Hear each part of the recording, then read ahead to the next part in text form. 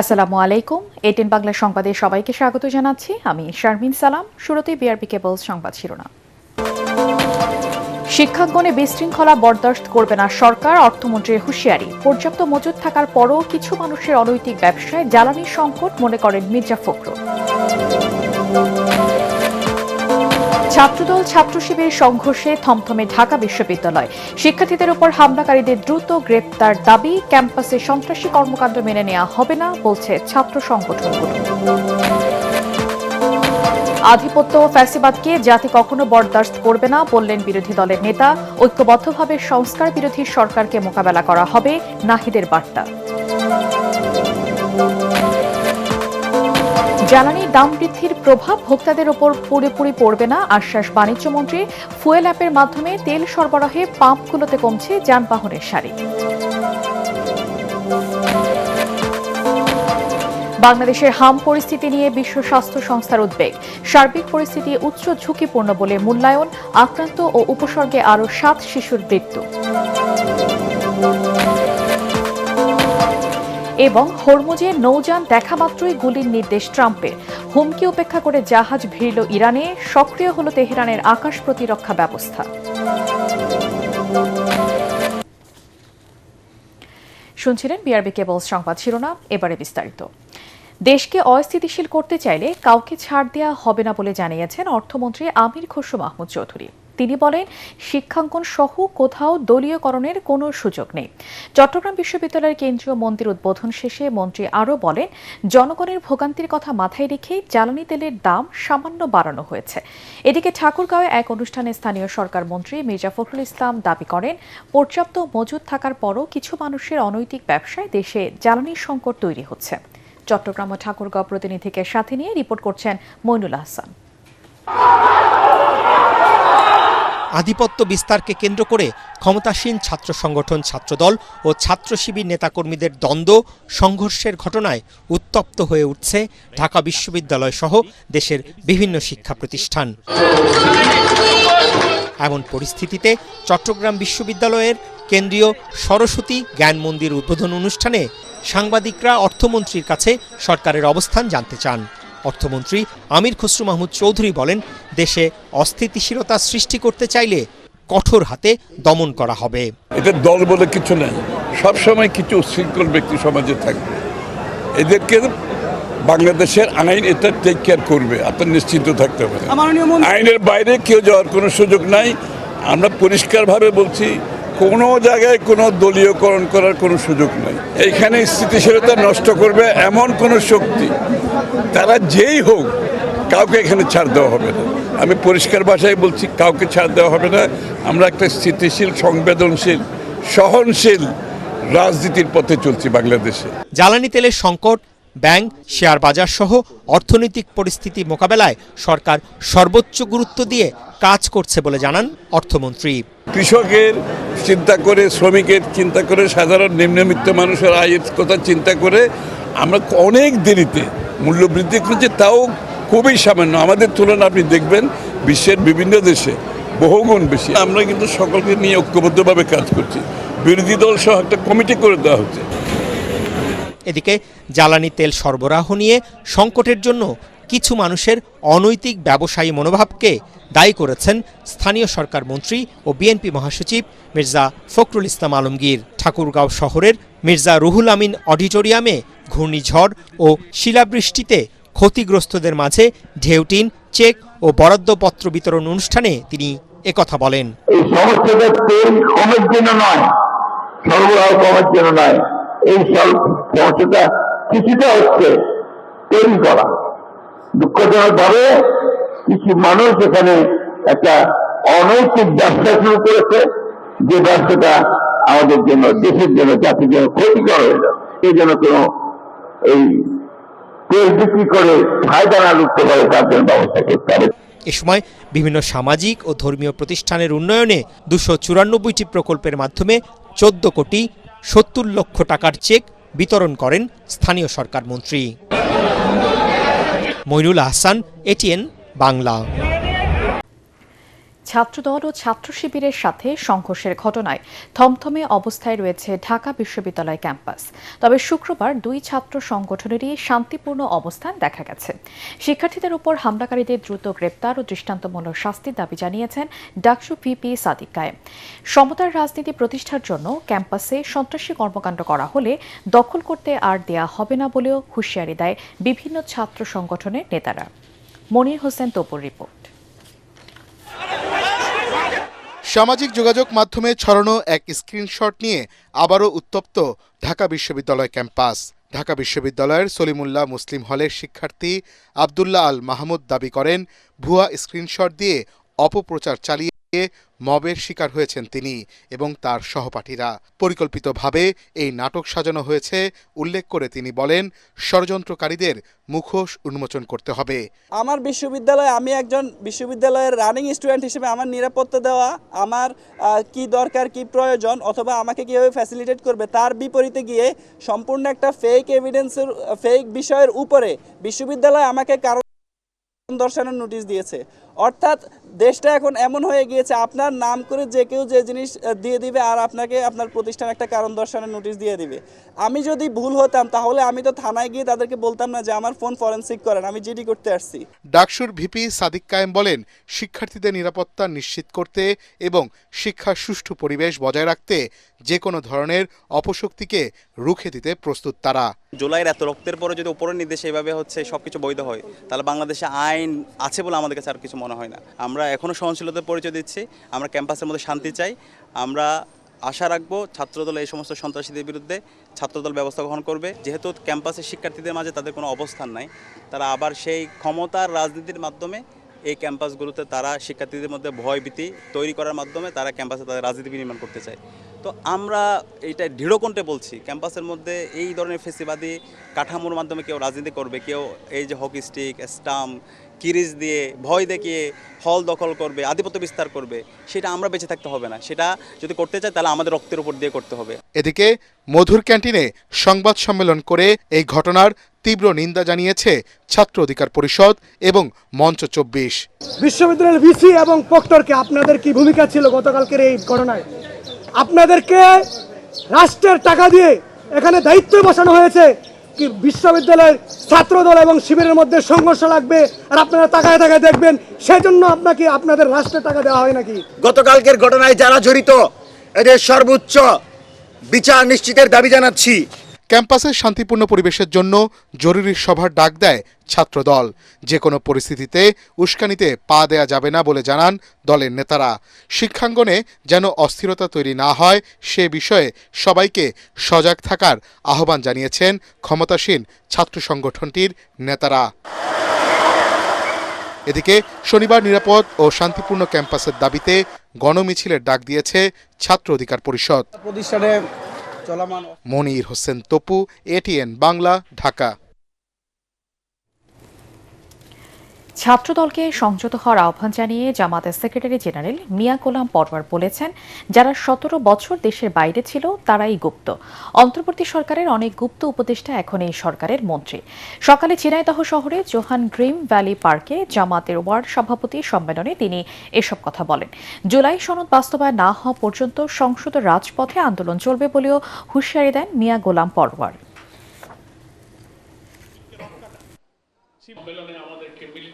মিথ্যা ফটোকার্ড দিয়ে মিথ্যা কথা বলে মানুষকে বিভ্রান্ত করবে না। গুপ্ত আপনার শিবিরকে বলেন।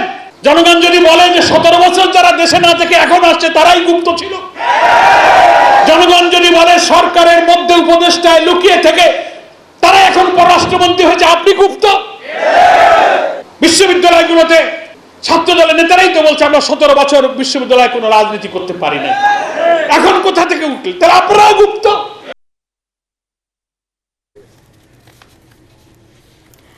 আধিপত্যবাদ আর ফ্যাসিবাদকে জাতি কখনোই বরদাস্ত করবে না মন্তব্য করেছেন বিরোধী দলের নেতা ও জামাতের আমির ডক্টর শফিকুর রহমান। রাজধানীর সোহরাওয়ার্দী উদ্যানে বাংলাদেশ খেলাফত মজলিসের গণসমাবেশে তিনি আরও বলেন, জনগণের গণরায় বাস্তবায়ন না হওয়া পর্যন্ত আন্দোলন চালিয়ে যাবে 11 দলীয় ঐক্য। এ সময় জনগণের সাথে গাদ্দারি করে সরকার বেশি দিন টিকে থাকতে পারবে না বলেও হুঁশিয়ারি 11 দলের শীর্ষ নেতার। বলেন, বিশ্ববিদ্যালয় ক্যাম্পাসগুলো সন্ত্রাস সৃষ্টি করার চেষ্টা করা হলে এর দায় সরকারকেই নিতে হবে বলেও হুঁশিয়ারি দেন তারা। খায়রুল ইসলামের রিপোর্ট। গণভোটের রায় বাস্তবায়নের দাবিতে গণসমাবেশের আয়োজন করে বাংলাদেশ খেলাফত মজলিস। শুক্রবার বা জুমার রাজধানীর এই সমাবেশে যোগ দিতে সারা দেশ থেকে নেতাকর্মীরা আসেন সোহরাওয়ার্দী উদ্যানে। একই মঞ্চে আসেন 11 দলীয় ঐক্যের শীর্ষ নেতারা। দুঃখের বিষয়, তার নিজের দলের নেতাকর্মীরাই তার কথা শুনেন না। 11 দলের নেতারা অভিযোগ করেন বিএনপি গণভোটের রায়কে বাস্তবায়ন করতে চায় না। নেতারা হুঁশিয়ারি দিয়ে বলেন, জনগণের প্রত্যাশিত জুলাই সনদ বাস্তবায়ন না হলে আরেকটি গণঅভ্যুত্থান হবে। আল্লামা মামুনুল্লাহ পার্লামেন্ট থেকে রাজপথে আরো শক্তিশালী হবে ইনশাআল্লাহ। আমরা এক আল্লাহ ছাড়া কাউকে ভয় পাই না। এ সময় এনসিপির আহ্বায়ক ও বিরোধী দলীয় চিফ হুইপ নাহিদ ইসলাম বলেন, দাবি আদায় না হলে আবারও উত্তপ্ত হবে রাজপথ। বাংলাদেশের জনগণ, বাংলাদেশের ধর্মপ্রাণ দেশপ্রেমিক মানুষ এই নতুন করে জেগে ওঠা স্বৈরতন্ত্র, পুরনো বন্দোবস্ত, পুরনো সংস্কৃতিকে যারা টিকিয়ে রাখতে চায় তাদেরকে কোনোভাবেই প্রশ্রয় দেবে না। জামায়াতের আমির ও বিরোধী দলীয় নেতা ডাক্তার শফিকুর রহমান বলেন, আধিপত্যবাদ ও ফ্যাসিবাদদের বিরুদ্ধে কঠোর অবস্থান নিয়েছে বিরোধী দল। সরকার জাতির সাথে বিশ্বাসঘাতকতা করছে বলে অভিযোগ তার। আমাদের যে যুব সমাজ, যে শ্রমিক সমাজ, যে কৃষক সমাজ, আপামর জনগণ, এমনকি 4 বছরের শিশু জীবন দিয়ে আমাদেরকে ঋণী করে গিয়েছে। আমরা তাদেরকে কথা দিচ্ছি, আমরা তোমাদের সাথে বেইমানি করব না। তোমাদের স্বপ্ন বাস্তবায়নে আমরা অবিচল সামনে এগিয়ে যাব ইনশাআল্লাহ। সভাপতির বক্তব্যে বাংলাদেশ খেলাফত মজলিসের আমির মাওলানা মামুনুল হক নতুন কর্মসূচির ঘোষণা দেন। বলেন, জুলাইকে অস্বীকার করার সুযোগ নেই। বাংলাদেশের বিভিন্ন শিক্ষাঙ্গনগুলোতে, ঢাকা বিশ্ববিদ্যালয় সহ বিভিন্ন শিক্ষাঙ্গনগুলোতে অস্ত্রের ঝঞ্ঝনানি শুরু করেছেন। স্থানীয় ছাত্র নেতৃবৃন্দের উপর যেভাবে ছাত্রলীগের হেলমেট লীগের মতো ভূমিকায় অবতীর্ণ হয়েছে, এই ধারা যদি অব্যাহত থাকে এর দায় সম্পূর্ণ সরকারকে গ্রহণ করতে হবে।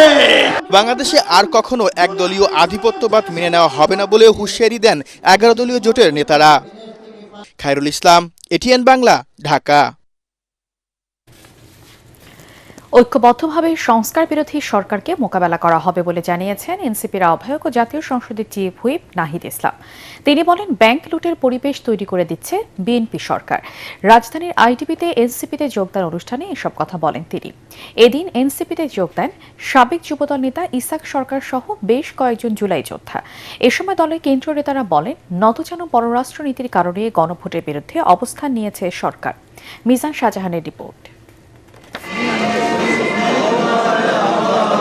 জুলাই যোদ্ধাদের নেতৃত্বে গড়া রাজনৈতিক দল জাতীয় নাগরিক পার্টি এনসিপিতে যোগ দিয়েছেন বিএনপি নেতা ইসাক সরকার, শেরেবাংলা একে ফজলুল হকের নাতি ফেরসামিন হক ইকবাল, জুলাই যোদ্ধা নুরুজ্জামান কাফি ও মহিউদ্দিন রনি। দলের আহ্বায়ক নাহিদ ইসলাম তাদের বরণ করে নেন। এ সময় ইসাক সরকার বলেন, আবারও মাঠে নামতে হবে, এনসিপির নেতৃত্বেই কাঙ্ক্ষিত মুক্তি আসবে।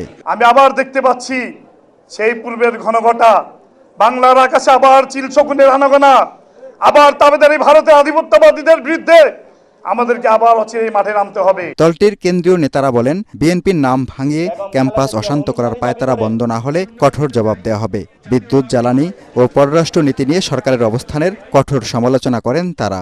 বেগম খালেদা জিয়ার অনুসারী দাবি করে, ভুয়া অনুসারী দাবি করে যারা গণতান্ত্রিক প্রক্রিয়াকে বিনষ্ট করার জন্য বাংলাদেশে নতুন করে ষড়যন্ত্র করছে, আমরা তাদেরকে বলবো, অতীত স্মরণ করুন। আমাদের দুঃখ হয়, আমাদের লজ্জা হয়, বিএনপি কেন শুধু লোডশেডিং এর কথা বলে, কেন লোডশেডিং বন্ধ করে বিদ্যুৎ নিশ্চিতের কথা তারা বলতে পারে না। তাদের কথা আর আওয়ামী লীগের কথার মধ্যে আমরা আর কোনো পার্থক্য দেখতে পাচ্ছি না। জিয়াউর রহমান এবং খালেদা জিয়ার বিএনপি করতে এসেছিলেন বিএনপিতে, তারা এখন আর সেখানে থাকার কোনো কারণ খুঁজে পাচ্ছেন না।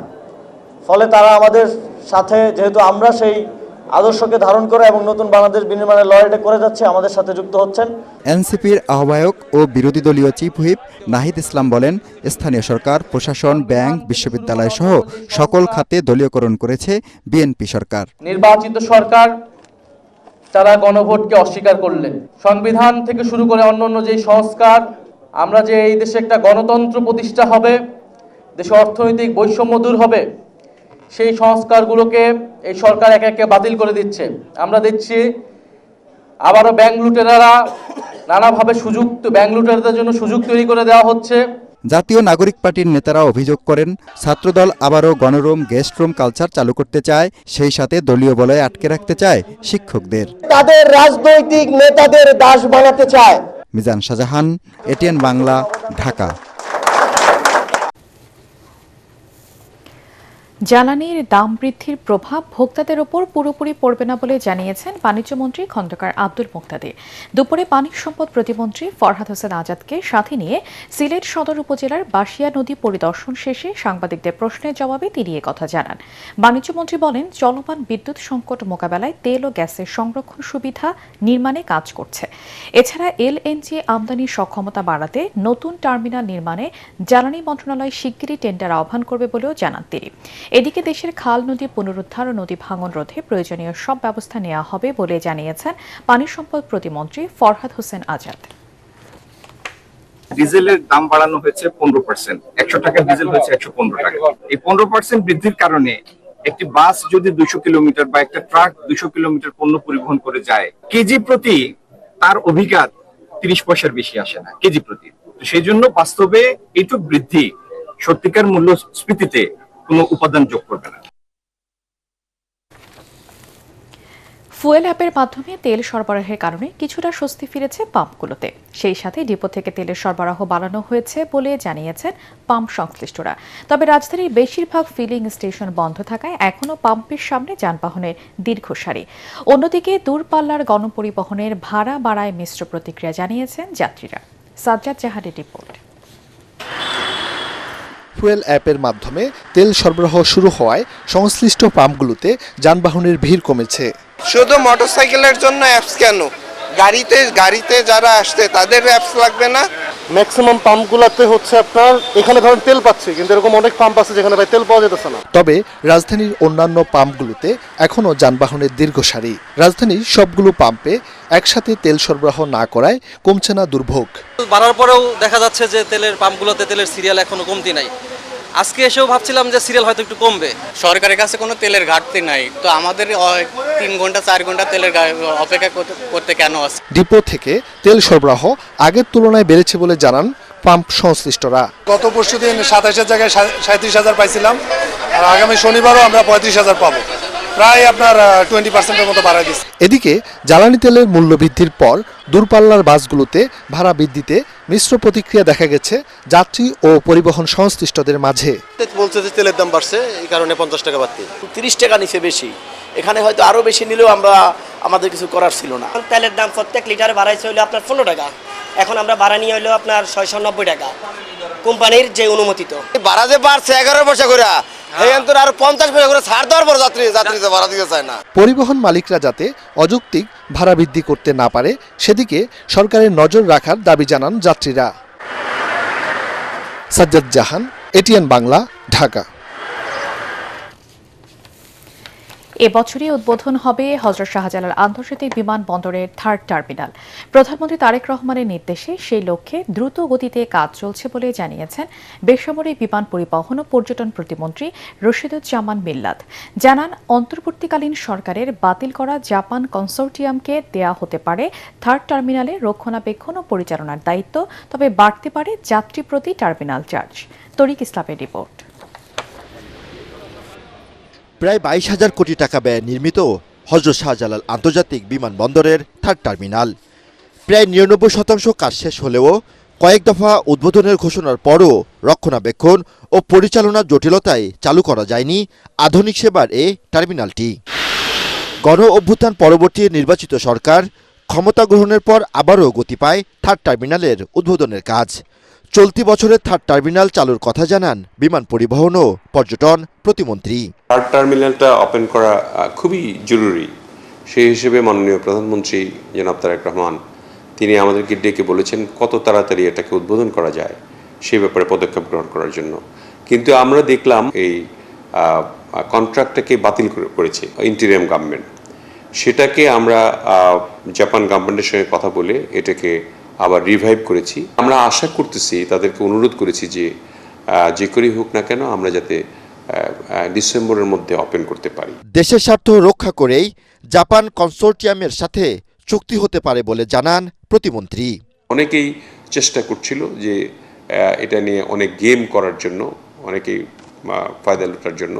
তো আমরা তো তারেক রহমানের নেতৃত্বে বদ্ধপরিকর যে আমরা একদম জিরো টলারেন্স দুর্নীতিতে রেখে আমাদের মাথায় এবং তড়িৎ গতিতে কাজ করার জন্য, যাত্রী সেবা তাড়াতাড়ি দেওয়ার জন্য, এবং জাপানিজরা খুবই সিনসিয়ার, অনেস্ট, এবং সেই অনেস্টি বজায় রেখে তারা যাতে করতে পারে, সেই জন্য আমরা এই সিদ্ধান্তটা গ্রহণ করেছি, তড়িৎ গতিতে ওপেন করার জন্য, মানুষের দুর্ভোগ কমানোর জন্য।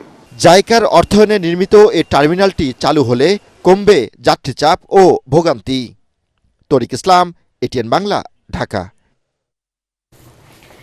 দেশের হাম পরিস্থিতি নিয়ে উদ্বেগ প্রকাশ করেছে বিশ্ব স্বাস্থ্য সংস্থা। সার্বিক পরিস্থিতি উচ্চ ঝুঁকিপূর্ণ বলেও মূল্যায়ন সংস্থাটি। বৃহস্পতিবার বিশ্ব স্বাস্থ্য সংস্থার প্রতিবেদনে বলা হয়, বাংলাদেশের 64 জেলার মধ্যে 58 জেলায় সংক্রমণ ছড়িয়েছে। আক্রান্তদের অধিকাংশ শিশু এবং রোগের প্রকোপ বৃদ্ধি এবং প্রাণহানিতে টিকাদানের অভাবকেই মূলত দায়ী করা হয়েছে। হাম রোগে সবচেয়ে বেশি চাপ দেখা যাচ্ছে ঢাকা বিভাগে। এদিকে স্বাস্থ্য অধিদপ্তর বলছে, হাম ও উপসর্গ নিয়ে দেশে আরও 7 শিশুর মৃত্যু হয়েছে, যাদের মধ্যে 6 জনই ঢাকা বিভাগে। এছাড়া সিলেট বিভাগে হামের উপসর্গে 1 শিশু মারা গেছে। এ সময় হামে আক্রান্ত হয়েছে 172টি শিশু, আর উপসর্গ নিয়ে হাসপাতালে ভর্তি হয়েছে 860 জন। স্বাস্থ্য অধিদপ্তরের হাম বিষয়ক প্রতিবেদনে আরও জানানো হয়, গত 15 মার্চ থেকে এ পর্যন্ত নিশ্চিত হামে 42 আর হামের উপসর্গ নিয়ে মারা গেছে আরও 198 শিশু। সাভারে ধসে পড়া রানা প্লাজা ট্রাজেডির 13 বছর পূর্ণ হলো আজ। 2013 সালের আজকের এই দিনে ধসে পড়ে রানা প্লাজা। সকালে দিবসটি উপলক্ষে রানা প্লাজার সামনে বিক্ষোভ মিছিল, মানববন্ধন করেছে বিভিন্ন শ্রমিক সংগঠন। পরে শ্রমিক সংগঠনগুলো রানা প্লাজার সামনে অস্থায়ী শহীদ বেদিতে ফুল দিয়ে নিহত শ্রমিকদের স্মরণ করে। এতে রানা প্লাজা ধসে নিহত শ্রমিকদের পরিবার ও আহত শ্রমিকরা অংশ নেন। পরে তারা সরকারের কাছে রানা প্লাজার মালিক সোহেল রানা দৃষ্টান্তমূলক শাস্তি দাবি করেন। সেখানে যে কোনো অপ্রীতিকর ঘটনা এড়াতে অতিরিক্ত পুলিশ মোতায়েন করা হয়।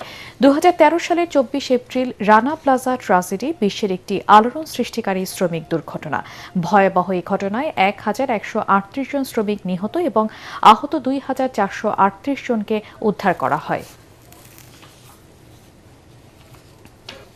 নিহত হয়েছে তাদের পরিবার যাতে ভালো থাকে সেই ব্যবস্থাই সরকার করবে। রানা প্লাজা শ্রমিকদের কথা ভুলে গেছে, তাদের কিচ্ছু মনে নাই, তারা কিচ্ছু পায়নি, তারা ক্ষতিপূরণ পায়নি, 15 মাসের অনেক চিকিৎসা হয়নি। আমি ছেলের কোন লাশ পেলাম সরকারের কাছে আবেদন করি, আমি কিছুজন পাই, যা দেবার কথা তার কিছুই আমার বোনেরা পায়নি। আমাদের যে দাবি, এক জীবনের আয় সম পরিমাণ ক্ষতিপূরণ, স্থায়ী পুনর্বাসন এবং ন্যায় বিচার। রাজধানী সহ দেশের 21 জেলায় বইছে তাপপ্রবাহ। বৈশাখের প্রচণ্ড তাপদাহে জনজীবন বিপর্যস্ত। হাসপাতালে বেড়েছে ডায়রিয়া সহ নানা রোগীর সংখ্যা। আবহাওয়া অধিদপ্তর বলছে, আগামী সপ্তাহে বৃষ্টি হওয়ার সম্ভাবনা রয়েছে, এতে কমে আসবে তাপমাত্রা। প্রতিনিধিদের পাঠানো তথ্য ছবিতে বিস্তারিত জানাচ্ছেন মাসুদ রানা। রাজধানী সহ দেশের বিভিন্ন এলাকায় তীব্র গরমে জনজীবন বিপর্যস্ত। দেশের খুলনা বিভাগের সব জেলা সহ ঢাকা, ফরিদপুর, মাদারীপুর, রাজশাহী, পাবনা, সিরাজগঞ্জ, ফেনী, লক্ষ্মীপুর, রাঙ্গামাটি, বান্দরবান ও পটুয়াখালী জেলার উপর দিয়ে মৃদু থেকে মাঝারি তাপপ্রবাহ বয়ে যাচ্ছে। গরমে পড়ছে নগর ও গ্রাম। চলতি মাসের প্রথম থেকে দেশে শুরু হয় তাপপ্রবাহ, পরে তা কমে এলেও গত এক সপ্তাহ ধরে বাড়ছে তাপমাত্রা। আশার আলো হলো যে আগামীকাল সন্ধ্যার পর থেকে বিশেষ করে দেশের উত্তরাঞ্চলে অস্থায়ীভাবে দমকা বাতাস ও ঝোড়ো হাওয়া সহ বৃষ্টি অথবা বজ্র সহ বৃষ্টি হতে পারে। এর ফলে তাপমাত্রা 1 থেকে 6 ডিগ্রি সেলসিয়াস কমে যেতে পারে। গত এক সপ্তাহ ধরে খুলনার তাপমাত্রা 35 থেকে 38 ডিগ্রি সেলসিয়াসে ওঠানামা করছে। গরমের তীব্রতায় দিনে প্রয়োজন ছাড়া মানুষ ঘর থেকে বের হচ্ছে না। সবচেয়ে বেশি দুর্ভোগে পড়েছে নিম্ন আয়ের মানুষ। গরমের সুবিধা নেই তেমন একটা, রোদ্দুরের প্রভাব, সেলাই মেশিন চালাতে গেলে খুবই কষ্টদায়ক হয়ে পড়ে। আমরা এই গরমে কাজ করতে পারি না, অনেক কষ্ট হয়। রাতে ঘুমাইতে গেলে কারেন্টের সমস্যা, অতিরিক্ত রোদ, সন্ধ্যার সাথে সাথে মার্কেট বন্ধ হয়ে যায়। এর মধ্যেই তো আছি, কোনো দিক থেকে শান্তি নেই তো। তাপদাহের কারণে বাড়ছে রোগবালাই, হাসপাতালে বাড়তি রোগীর চাপ। শ্রমজীবী যে মানুষগুলো তারা আসলে খুব রিস্কি এবং ভালনারেবল, বিশেষ করে হিট স্ট্রোক হওয়ার সম্ভাবনা থাকে এই গরমে। এবং হিট স্ট্রোক হলে প্রথমত গরমে এর থেকে পরিত্রাণ পাওয়ার জন্য আমাদের সবাইকে একটাই মেসেজ যে দুপুরের যে প্রখর রোদটা এটা অ্যাভয়েড করে চলতে হবে, প্রচুর পরিমাণে তরল খাবার খাবে। শুক্রবার দেশের সর্বোচ্চ তাপমাত্রা রাজশাহীতে 37.8 degree Celsius. Masud Rana, ATN Bangla. জ্বালানি তেলের দাম বৃদ্ধির প্রভাব পড়েছে রাজধানীর নিত্যপণ্যের বাজারে। পরিবহন খরচ বৃদ্ধির অজুহাতে বেড়েছে সবজি এবং মাছের দাম। ভোজ্য তেলের সরবরাহ কম থাকলেও দাম বাড়েনি, তবে এখনও চড়া চাল, মুরগি এবং ডিমের দাম। রাজধানীর নিত্যপণ্যের বাজারে হালচাল জানাচ্ছেন মুশফিকুর রহমান। রাজধানীর নিত্যপণ্যের বাজারে পড়তে শুরু করেছে জ্বালানি তেলের দাম বৃদ্ধির প্রভাব। পরিবহন খরচ বৃদ্ধির অজুহাতে বাড়তি সবজি ও মাছের দাম। আগুন দাম, বাইরে ওয়েদার যেমন, বাজারের দামও সেরকমই আর কি। আজকে থেকে 1 বছর আগেও যেই রেটে আমরা কিনছি এখন বরং তার চেয়ে আরো বাড়ছে। বাজার অবস্থা খুবই খারাপ। বর্তমানে যে নিম্নবিত্ত মধ্যবিত্ত তাদের বাঁচার কোনো উপায় নাই। মাল ধরে লাগবে হইলেও 500 কেজি আয় 200 কেজি কারাগারি করে কিনতে হয়, বাজারে না বেচারি না। যে গাড়ি ভাড়া ছিল 10,000, এই গাড়ি ভাড়া 15,000, পোষায় নাই না, দেশে বেচে ঢাকা আনে না। ছুটির দিনে রাজধানীর কারওয়ান বাজারে ক্রেতাদের ভিড় থাকে উপচে পড়া, কিন্তু সবজি, মাছ, চাল, মুরগি থেকে প্রায় প্রতিটি নিত্যপণ্যের দাম বাড়তে থাকায় প্রভাব পড়েছে বিকিকিনিতে। তাই সাপ্তাহিক ছুটির দিনে কাঁচা বাজারে নেই ক্রেতাদের ভিড়। হতাশ মুখে ক্রেতাদের অপেক্ষায় বিক্রেতারা। টমেটোর দাম বাড়ছে 70-80 টাকা কেজি, জালি 60 টাকা 50 টাকা, সিজিং গাছের ধরেন 70-80 টাকা কেজি, পটলের রংপুরেরটা বাইরেছে নতুন 100 টাকা কেজি। 10 টাকা তো ওটা বাড়াই দিচ্ছে, ওটা অজুহাত। ধরেন আমি আপনাদের দিয়ে কিনে আনতেছি, আমার 5 টাকা বেশি নিলে বেচবো না, তাহলে আমি তো আবার 5 টাকা বেশি যেটা বেচবো। এইভাবেই তো দাম বাড়িয়ে যায় ভাই। এই যে বাজার আইসেন আপনাদের শুক্রবার, আগে মানুষ কাস্টমার জ্বালা 8টার দিন ফাঁকা পাবে, বেচা কিনা খুব খারাপ। এদিকে দাম না বাড়লেও বাজারে তেলের সরবরাহ কমিয়ে দিয়েছে ভোজ্য তেল সরবরাহকারী প্রতিষ্ঠানগুলো, এমন অভিযোগ দোকানীদের। রূপচাঁদা কোম্পানি 5 দিনে 1 কার্টন 2 কার্টন মাল দেয়, বাধ্যতামূলক সরষের তেল দিয়ে আনতে হইব, ফলাউস তেল আনতে হইব। তীর কোম্পানি মাসে 1 বার মাল দেয়। কোম্পানির প্রতিনিধি আসলে এসআরএ জিজ্ঞাসা করলে ওনারা চাইতে আছে তেলের দাম বাড়াইতে, সরকার দাম বাড়াইতে দিচ্ছে না, এই কারণে একটু টানা খিচড়ে মাল দিচ্ছে। এটা তো সাধারণ পাবলিক হয়রানি হচ্ছে। একটা তেলের দোকানে দোকানে দাঁড়ে ঘুরতে আছে, কেউ তেল দিচ্ছে না। এদিকে অপরিবর্তিত রয়েছে সোনালী মুরগি, ব্রয়লার এবং ডিমের দাম। মুশফিকুর রহমান, এটিএন বাংলা, ঢাকা। মধ্যপ্রাচ্যে উত্তেজনার পারদ আবারও বাড়তে শুরু করেছে। হরমুজ প্রণালীতে মাইন স্থাপনকারী ইরানি নৌযান দেখা মাত্রই গুলির নির্দেশ দিয়েছেন মার্কিন প্রেসিডেন্ট ডোনাল্ড ট্রাম্প। সেই সঙ্গে তেহরান নেতৃত্বের সংকটে ভুগছে বলেও দাবি করেন তিনি। এই হুমকির মধ্যে হরমুজ দিয়ে চালবাহী জাহাজ ইরান উপকূলে ভিড়িয়েছে তেহরান। এদিকে ওয়াশিংটনের সবুজ সংকেত পেলেই হামলার জন্য ইসরায়েল প্রস্তুত বলে হুঁশিয়ারি দিয়েছেন দেশটির প্রতিরক্ষা মন্ত্রী। এরপরই তেহরানের আকাশ প্রতিরক্ষা ব্যবস্থা সচল করেছে ইরান। আরও জানাচ্ছেন আসিফুর রহমান সাগর। ইরান যুক্তরাষ্ট্র যুদ্ধবিরতির পর এখন চলছে স্নায়ুযুদ্ধ। বিশ্বের গুরুত্বপূর্ণ জ্বালানি পথ হরমুজ প্রণালীকে ঘিরেই এখন দুই পক্ষের শীতল লড়াই চলছে। মাইন স্থাপন করে এই পথকে অচল করার চেষ্টার অভিযোগে কঠোর নির্দেশ দিয়েছেন মার্কিন প্রেসিডেন্ট ডোনাল্ড ট্রাম্প। মার্কিন নৌবাহিনীকে তার সাফ নির্দেশ, কোনো দ্বিধা ছাড়াই দেখামাত্রই গুলি করে ডুবিয়ে দিতে হবে ইরানি বোট।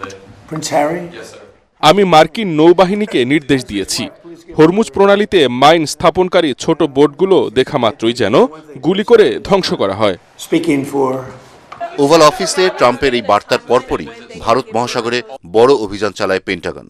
তেল চোরাচালানের অভিযোগে জব্দ করা হয় ম্যাজেস্টিক এক্স নামের একটি ট্যাঙ্কার। ট্রাম্পের হুঁশিয়ারি, সংকট সমাধান না হওয়া পর্যন্ত ইরানকে এই পথে তেল বিক্রি করে প্রতিদিন $50 কোটি আয় করতে দেবে না ওয়াশিংটন। এদিকে সাংবাদিকদের প্রশ্নের জবাবে ডোনাল্ড ট্রাম্প স্পষ্ট করেছেন, ইরানকে দমনে পারমাণবিক অস্ত্র ব্যবহারের কোনো প্রয়োজন তার নেই। গতানুগতিক যুদ্ধেই তারা ইরানকে বিপর্যস্ত করে ফেলেছেন বলে দাবি করেন তিনি। তবে ট্রাম্পের নেতৃত্বে সংকট কিংবা খণ্ডিত ইরানের দাবিকে স্রেফ অপপ্রচার বলে উড়িয়ে দিয়েছে তেহরান। পররাষ্ট্র মন্ত্রণালয়ের মুখপাত্র ইসমাইল বাঘাই ও দেশটির শীর্ষ নেতারা জানিয়েছেন, ইরান এখন যে কোনো সময়ের চেয়ে বেশি ঐক্যবদ্ধ। এদিকে ওমান সাগরে যুক্তরাষ্ট্রের জব্দ করার চেষ্টা ব্যর্থ করে অবরুদ্ধ হরমুজ প্রণালী দিয়ে নিরাপদে বন্দরে পৌঁছেছে ইরানের পণ্যবাহী জাহাজ। দেশটির রাষ্ট্রীয় সংবাদ মাধ্যমের বরাত দিয়ে ফার্স নিউজ জানিয়েছে, চালবাহী জাহাজটিকে পাহারা দিয়ে নিয়ে আসে ইরানের ইসলামী বিপ্লবী গার্ড বাহিনী IRGCর নৌ ইউনিট। পাল্টাপাল্টি হুমকির মধ্যেই যুদ্ধে নামার জন্য যুক্তরাষ্ট্রকে উস্কানি দিচ্ছে ইসরায়েল। দেশটির প্রতিরক্ষা মন্ত্রী কার্টস জানিয়েছেন, তারা ইরানের ওপর বড় হামলার জন্য প্রস্তুত। এখন কেবল অপেক্ষা হোয়াইট হাউসের সবুজ সংকেতের। এসব হুমকির কারণে আকাশ প্রতিরক্ষা ব্যবস্থা সক্রিয় করেছে ইরান। দেশটির মেহর নিউজ এজেন্সি জানায়, রাজধানীর আকাশে প্রতিরক্ষা ব্যবস্থাগুলো আবারও কাজ শুরু করেছে। এদিকে লেবাননে যুদ্ধবিরতি আরও 3 সপ্তাহ বাড়লেও ইসলামাবাদে পরিকল্পিত শান্তি আলোচনা নিয়ে তৈরি হয়েছে গভীর অনিশ্চয়তা। অবরোধ প্রত্যাহার ও প্রণালী উন্মুক্ত করার পাল্টাপাল্টি শর্তে ঝুলে আছে কূটনৈতিক সমাধান। আসিফুর রহমান সাগর, ATN বাংলা। এবারে অর্থ সংবাদ।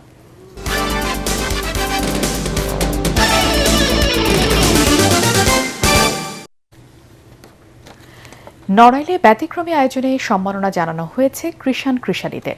নড়াইলের ধোপাখালা এলাকায় নন্দনকানন শিশু বিকাশ ও সংস্কৃতি চর্চা কেন্দ্রের ৬ষ্ঠ প্রতিষ্ঠা বার্ষিকী উপলক্ষে ব্যতিক্রমী এই কৃষাণী সম্মাননা অনুষ্ঠিত হয়।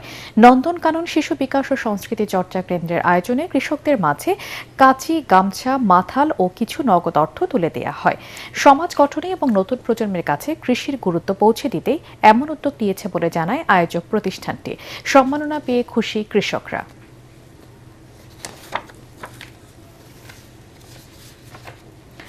আন্তর্জাতিক সংবাদ।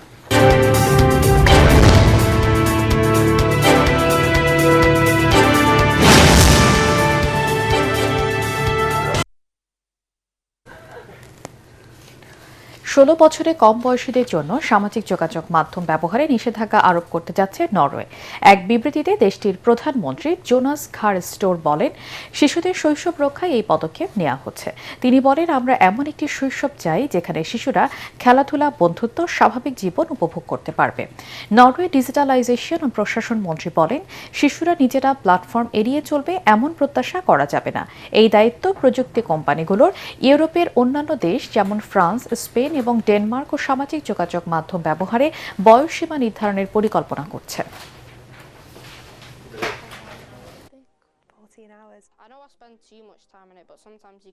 বিএনপির শ্রমজীবী মানুষের কথা সবচেয়ে বেশি চিন্তা করে এবং তাদের সমস্যা সমাধানে নির্বাচনী প্রতিশ্রুতি বাস্তবায়ন করবে বলে জানিয়েছে দলের স্থায়ী কমিটির সদস্য নজরুল ইসলাম খান। মহান মে দিবস উপলক্ষে বিএনপির শ্রমিক সমাবেশের প্রস্তুতির সভা শেষে সংবাদ সম্মেলনে তিনি বলেন, মধ্যপ্রাচ্যের সৃষ্ট সংকটে সরকারের উন্নয়ন প্রচেষ্টা বাধাগ্রস্ত। এতে বিএনপির সিনিয়র যুগ্ম মহাসচিব রুহুল কবির রিজভী জানান, সমাবেশে উপস্থিত থাকবেন প্রধানমন্ত্রী তারেক রহমান। এই সরকার নির্বাচনের আগে যে ইশতেহার প্রণয়ন করেছে সেটার মাধ্যমেই প্রমাণ করেছে যে বাংলাদেশের যে কোনো রাজনৈতিক দলের চেয়ে এই সরকার শ্রমজীবী মানুষের জন্য অনেক বেশি ভাবে, অনেক বেশি কিছু করতে চায়। আন্তর্জাতিক একটা ঘটনার প্রেক্ষিতে একটা বড় সংকট হয়ে গেছে, যেটা আমাদের বহু উন্নয়ন প্রচেষ্টা কিছুটা হলো বিঘ্নিত করেছে, বাধাগ্রস্ত করেছে। শুধু এটা শ্রমিক শ্রেণীর জন্য না, অধিকার হারা সারা বিশ্বের মানুষ এই মহান মে দিবসে তারা উদ্দীপ্ত হয় অধিকার ফিরে পাওয়ার জন্য। এই জন্যই বলেছি এটা অত্যন্ত তাৎপর্যপূর্ণ। অনুষ্ঠিত হয়ে গেল গ্রিন আর্ট স্কুলের বার্ষিক সাংস্কৃতিক ও পুরস্কার বিতরণী অনুষ্ঠান। রাজধানীর জাতীয় কবি কাজী নজরুল ইসলাম ইনস্টিটিউটে অনুষ্ঠানে প্রধান অতিথি ছিলেন নাট্যকার, অভিনেতা ও পরিচালক মামুনুর রশিদ। এছাড়া উপস্থিত ছিলেন শিল্পী বীরেন সোম, অধ্যাপক রশিদ আমিন এবং আর্ট স্কুলের প্রতিষ্ঠাতা শিল্পী ফেরদৌসারা। সংশ্লিষ্টরা মনে করেন, তাদের এই আয়োজন দেশের শিল্প ও সংস্কৃতির বিকাশে গুরুত্বপূর্ণ ভূমিকা রাখবে।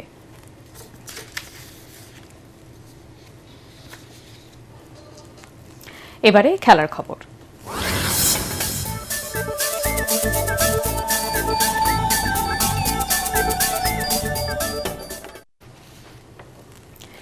এশিয়ান গেমসের বাছাই পর্বে উজবেকিস্তানকে ৩-২ গোলে হারিয়েছে বাংলাদেশ নারী হকি দল।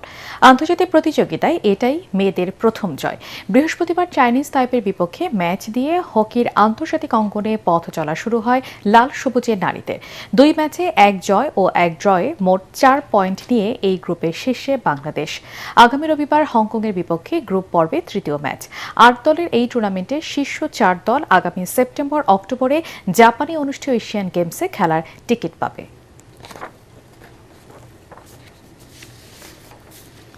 শেষ করার আগে বিআরবি কেবল সংবাদ শিরোনাম আরেকবার। শিক্ষাঙ্গনে বিশৃঙ্খলা বরদাস্ত করবে না সরকার, অর্থমন্ত্রীর হুঁশিয়ারি। পর্যাপ্ত মজুদ থাকার পরও কিছু মানুষের অনৈতিক ব্যবসায় জ্বালানির সংকট মনে করেন মির্জা ফখরুল। ছাত্রদল ছাত্র শিবির সংঘর্ষে থমথমে ঢাকা বিশ্ববিদ্যালয়, শিক্ষার্থীদের উপর হামলাকারীদের দ্রুত গ্রেফতার দাবি। ক্যাম্পাসে সন্ত্রাসী কর্মকাণ্ড মেনে নেওয়া হবে না বলছে ছাত্র সংগঠনগুলো। আধিপত্য ও ফ্যাসিবাদকে জাতি কখনো বরদাস্ত করবে না বললেন বিরোধী দলের নেতা। ঐক্যবদ্ধভাবে সংস্কার বিরোধী সরকারকে মোকাবেলা করা হবে, নাহিদের বার্তা। জ্বালানির দাম বৃদ্ধির প্রভাব ভোক্তাদের উপর পুরোপুরি পড়বে না আশ্বাস বাণিজ্যমন্ত্রী। ফুয়েল অ্যাপের মাধ্যমে তেল সরবরাহে পাম্পগুলোতে কমছে যানবাহনের সারি। বাংলাদেশের হাম পরিস্থিতি নিয়ে বিশ্ব স্বাস্থ্য সংস্থার উদ্বেগ। সার্বিক পরিস্থিতি উচ্চ ঝুঁকিপূর্ণ বলে মূল্যায়ন। আক্রান্ত উপসর্গে আরও 7 শিশুর মৃত্যু। এবং হরমুজে নৌযান দেখা মাত্রই গুলির নির্দেশ ট্রাম্পে। হুমকি উপেক্ষা করে জাহাজ ভিড়ল ইরানে, সক্রিয় হল তেহরানের আকাশ প্রতিরক্ষা ব্যবস্থা। পরবর্তী সংবাদ দেখার আমন্ত্রণ জানিয়ে এখনকার মতো শেষ করছি। ATN বাংলা সংবাদ ইউটিউবে দেখতে ব্রাউজ করুন youtube/ATN Bangla News।